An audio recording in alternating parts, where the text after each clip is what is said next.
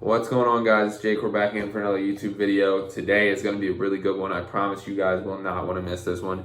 A lot of people have asked me, what do I look for when I'm buying my Forester? Well, look, today you guys are going to learn because I got a lot of information here that you guys won't want to miss. The goal is I want to use some of my knowledge and what I learned from building my two Foresters to kind of give you guys an idea and things to look out for when you're going to buy yours. So I'm really hoping this helps. If you guys like this type of content, be sure to drop a like, hit that subscribe button because it really helps out the channel. And yeah, let's get right into it. Subaru Forester buying guide. Okay guys, so the first thing we're gonna talk about is the short block. So from 2004 all the way to 2008, the short block in these cars were EJ255 and they were all exactly the same. Now these EJ255s, it's not considered the same engine as a 257, but all of the internal parts are said to be the exact same. So basically your short block is capable of whatever a stock STI is capable of.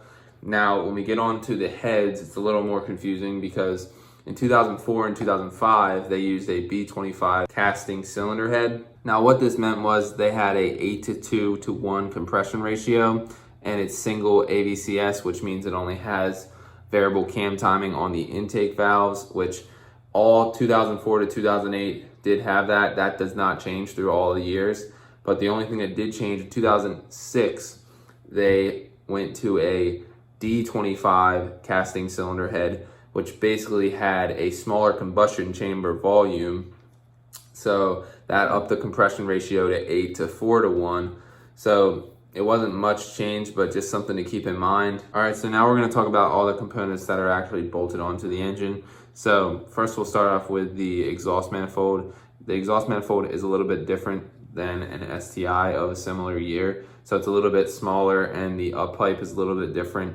On the Subaru Foresters, they had this terrible problem where the up pipe actually has a catalytic converter in it, and over time they can deteriorate and they will get sucked up through the turbo and just do really bad things to your turbo. So if you're buying one, you need to make sure that that thing is either in great shape or it has been removed, so that way it's just a good flow and that thing can't cause any further issues.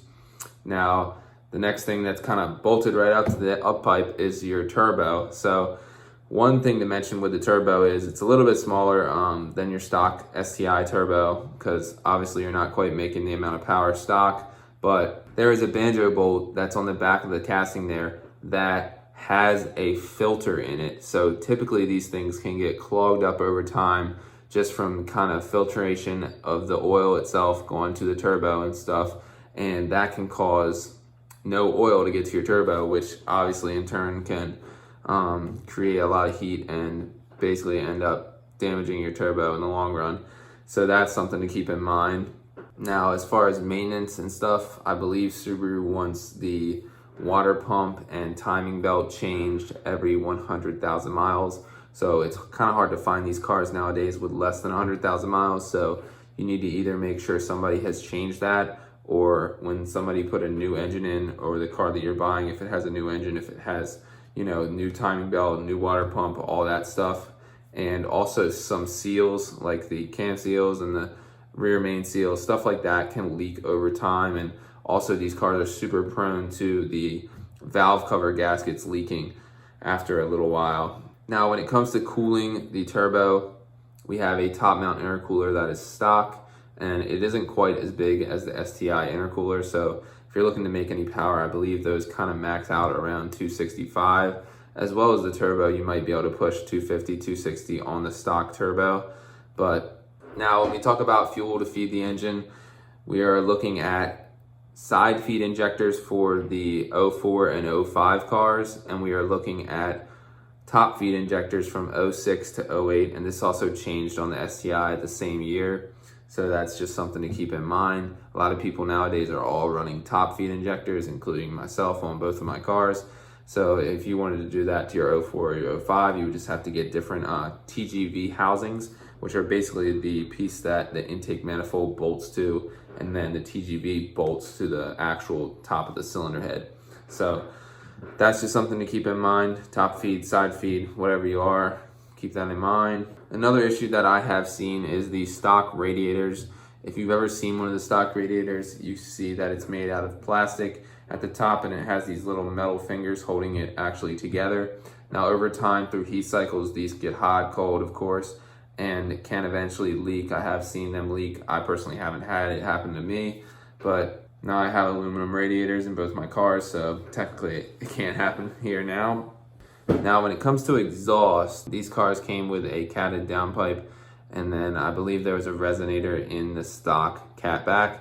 Now if you are looking at buying a car that has a catback exhaust on it, that is probably fine, but that's probably the last thing that would be fine before you would need some sort of tune that would make the engine run properly on a higher flow downpipe or header setup you are running. Another thing to keep in mind is the exhaust that say they fit 02 to 07 WRXs. They do fit on the Foresters, and there's a lot of misconception about how they fit, and different exhausts of course will always fit differently, but what I have found and what I've seen over time on a lot of forums and on Facebook groups and all that stuff, a lot of guys end up lengthening their exhaust by about 3 inches if they purchased a WRX STI fitment exhaust. So they'll have to lengthen it to get it out the back of the rear bumper. And I have seen in some cases where if you just slap a 02 to 07 WRX STI exhaust setup on it, then you may melt your bumper because it kind of sits up under it and creates a lot of heat there where it comes out. So be aware of that, because a lot of times people just want to put exhaust on their car, so they'll do it without actually properly doing it. So keep in mind that can happen. Other things to keep in mind when you are buying a Forester, the bolt pattern on these cars are 5x100. So actually in 04 the STIs were 5x100, and 02, 03 WRXs were also 5x100. But then from 05 all the way till today, everything's 5x114.3 on the WRX STIs. But like I said, all the Foresters came with 5x100 from 04 to 08. And the only issue with this is sometimes it can be a little bit challenging to find a wheel setup that fits properly, because some manufacturers don't offer the wheels in 5x100 that they do in 5x114. So I have had that issue a little bit, but keep in mind you can always swap your hubs around if you wanted to be 5x114. Another thing is maintenance records. So a lot of times these Foresters are owned by older people, and if they aren't owned by older people, then they're owned by guys like us that want to work on them and want to make them cool and fast and all that good stuff. So keep that in mind if you guys are buying something, what has been done to it, what kind of parts do they use, they put good parts on it, did good shops do the work, how much maintenance records do they have from their ownership and previous owners before them. Everything like that. It's just standard stuff that you would look for when you're buying any used car. But Subaru, like I said earlier, you want to keep in mind that they need that water pump around 100,000 as well as the timing belt. Okay, another thing to keep in mind if you guys are buying a car that is some sort of project, or maybe the car you bought has problems like it's spun a rod bearing, very common on these cars. The only issue with something like that is all the oil passages in the entire engine have been contaminated with bearing material, so you're going to have to change out your cam sprockets, you're going to have to change out your variable cam timing, actuators, a whole heaping load of parts that you're going to have to swap out, oil pump, all that stuff that's going to have to be new in order to make that thing run properly and not have a catastrophic failure from bearing material still being in that engine. Oil pan, pickup, baffles, maybe you probably clean those up, but keep that in mind. Also, I mentioned the oil pickup. These oil pickups on these cars, they tend to fail pretty often. Some people, still run the old one, but I personally like the Killer Bee setup. There's a couple other ones on the market that are pretty good. So if you guys are getting a car and it doesn't have that, then I would be sure to put that on one of the first things that need to get done once you start, doing maintenance or working on your car a little bit, just because that can be a super, super major issue if that oil pickup does break. Obviously, oil starvation. Yes, while we're talking about oil pans, I need to mention that the stock oil pan won't work with a lot of aftermarket headers, so you will need to swap out to a STI oil pan in order to fit some of the equal length headers that are on the market today. So both of my cars do have those different oil pans. Now we can talk a little bit about transmissions. So these cars only were ever offered with a automatic transmission or a 5-speed transmission. And honestly, a lot of people debate about this, but I would say that the automatic transmission, if treated properly, could potentially hold more than the 5-speed manual transmission.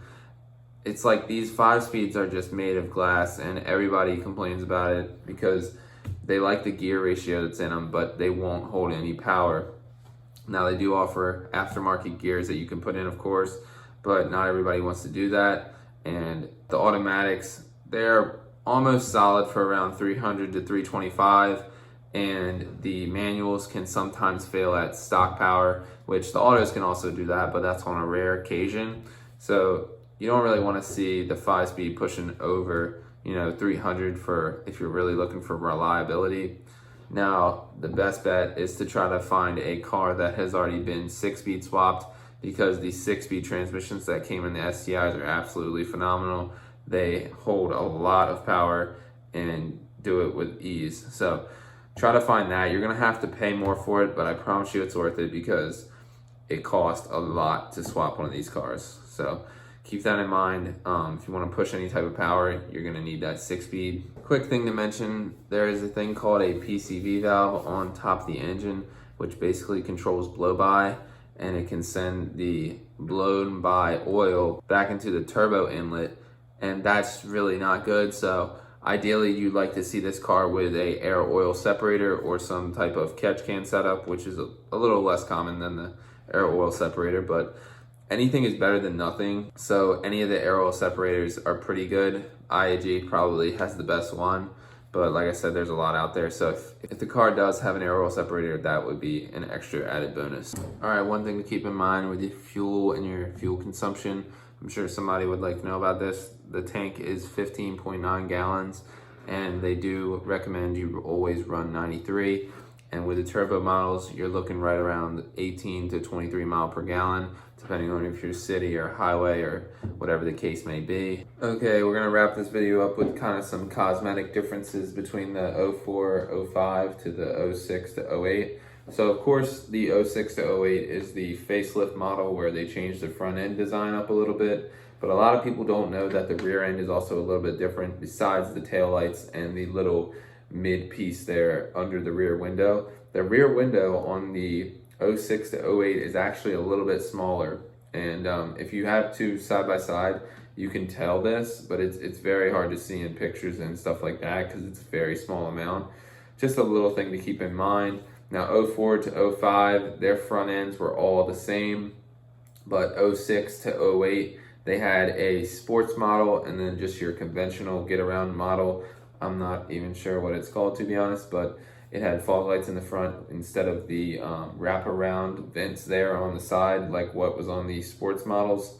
Now, all of these sports models, I believe, came with sunroofs. Correct me if I'm wrong in the comments, but the sunroofs are huge. Like when I went to buy my red car, the car you guys have seen on the channel, I was so surprised because the sunroof, it almost is like a moonroof. If you're sitting in the driver's seat, it's like half or more of the back seat is open to the sunroof. It's like insane. So that's kind of a cool feature. It's kind of cool because my 05 doesn't have a sunroof and my 08 does. So I kind of like how I have, one and the other. But keep that in mind. The rear end is just the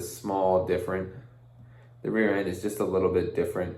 Now, as well as that, you guys have seen me swap out my mirrors, and we're going to do the wiring for that really, really soon. But in 04 to 05, they came with just plain mirrors that were kind of this grayish color. And 06 to 08, they all had the turn signals underneath the mirrors, which were honestly like one of my favorite things about them. And that's just something that's a little bit different. In 2008, the sports models all had the blackout taillight housings. So if you guys have seen those, then you know exactly what I'm talking about. They are kind of rare almost, it seems like, but I don't know. I don't personally like them that much. I like the 04 to 05 taillights a lot better. Now, one of the last things I'll mention is the rust. So depending on where you're buying your car from or where your car has lived most of its life, you may find that it has some rust, and the most common areas for this are right below on the bottom of the rear quarter panel. Right there, it's like water gets in there somehow, and actually some of these cars had this rubber weather stripping that was around there, and what would happen was water would get in there, sit in there, and then eat away at that metal over time. So you need to keep in mind, and if you see your car has those right now, you need to pull them out and throw them as far as you can, because they will cause your car to rust out over time. And yeah, that's basically the main part. I have seen a lot of strut towers rusting out, but as long as you guys take care of your cars and you know, all the normal stuff, then you should be okay.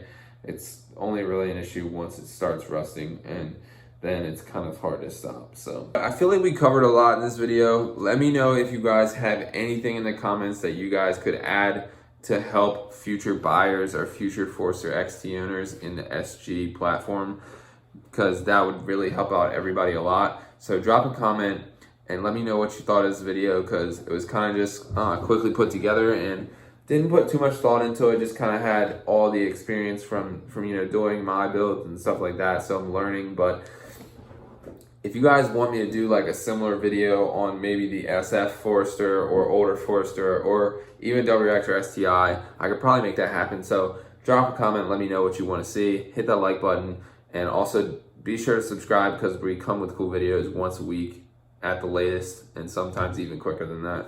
So stay tuned, and we'll see you guys in the next one. Peace.